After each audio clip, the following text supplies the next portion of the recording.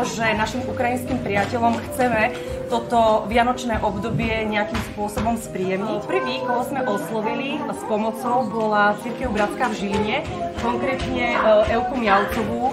Nám veľmi pomohla nielen s kulismi, ale s celou časťou detského predstavenia.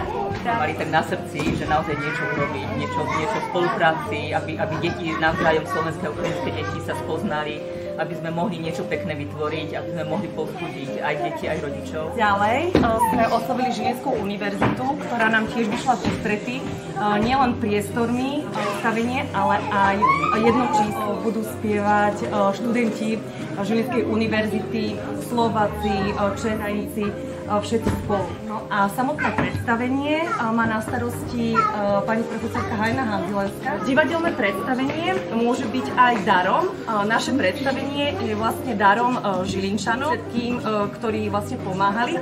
Ale chcem povedať, že samotné nácviky a skúšky tohto predstavenia boli darom aj pre nás, pretože sme tam mali veľa nových priateľov, tie nácviky boli plné smiechu a boli veľmi priateľské a veľmi sme sa na ne tešili. Už teraz môžem povedať, že nám to bude chýbať.